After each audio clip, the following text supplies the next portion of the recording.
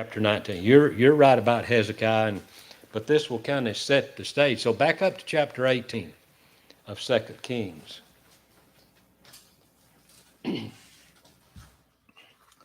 18 in verse 1, it came to pass in the third year of Hosea, son of Elah, king of Israel, that Hezekiah, the son of Ahaz, king of Judah, began to reign. What kind of king was Ahaz? Not good, huh? No. Okay. So, all right. Hezekiah was 25 years old when he began to reign. Then go down to verse 5 of 2 Kings 18. He trusted in the Lord God of Israel, so that after him was none like him among all the kings of Judah, nor any that were before him. You wonder why he turned out so well. Yeah. You wonder what influences. His daddy. His daddy was bad. So you wonder if it was a mom or the Bible doesn't say, and it doesn't No, matter. no.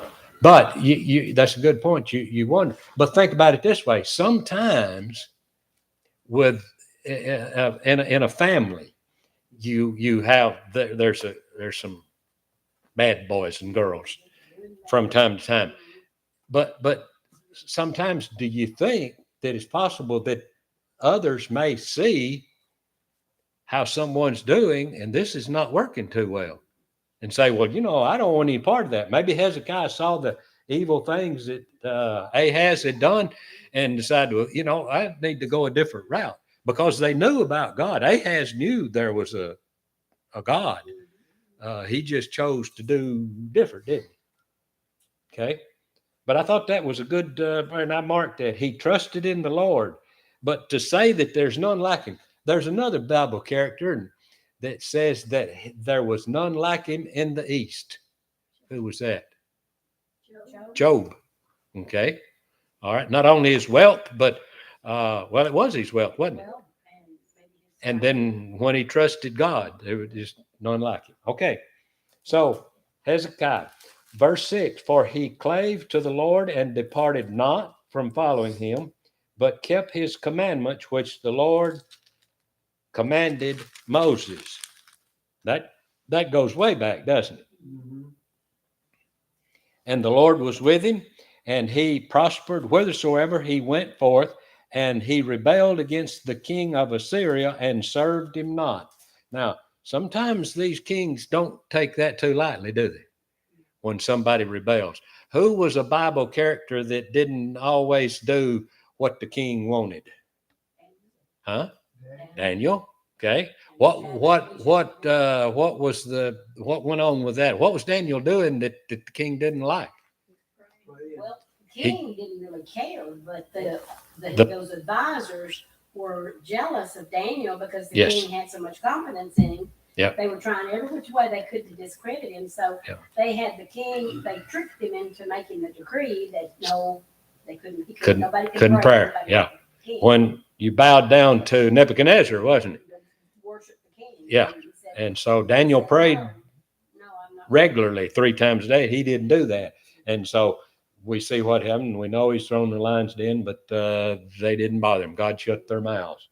They were just like pets. Wouldn't you like to have kind of seen what's going on? I mean, lions don't, they not. Especially if they're not fed. No. But when they were just going around and wasn't bothering Daniel, you think that may have got their attention? Wonder what?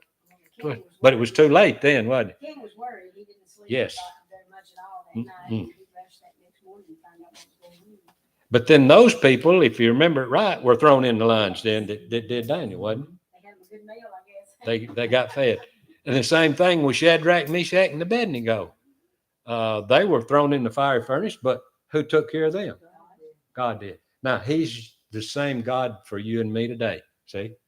So if he can do these things, and we claim we believe the Bible, then he can help us, can't he? All right. Okay. Verse 11, chapter 18, and the king of Assyria did carry away Israel unto Assyria and put them in Halah and in Habor by the river of Gozan, and in the city of Medes, because they obeyed not the voice of the Lord their God, but transgressed his covenant and all that Moses, the servant of the Lord, commanded, and would not hear them nor do them. That doesn't normally work out, does it? But now what? Verse did you read? I'm in I'm sorry, 11. I should have told you. Okay. I skipped and didn't tell you. All right. Or verse 12, rather, is the last one I read. But now, what had the people of Israel told Moses and told Joshua and some other people that they would do what? They would be faithful. Back one of our earlier studies when we was talking about, who was it? Baal, wasn't it? And they were worshiping Baal. And who came in and taught them a lesson? Elijah. Okay. And what did they tell Elijah? The people of Israel. Yes, we'll serve the Lord. After they saw that, that made a believer out of them. Okay, so go to the New Testament. There's a circumstance where the fear of the Lord got put into some people, and what happened to get their attention? Ananias and Sapphira, husband and wife. What did they do? Okay, they lied to God, and they were struck down. I suspect that fear would come upon if you observed that or heard that and seen that. Okay, all right. But said that they would not hear.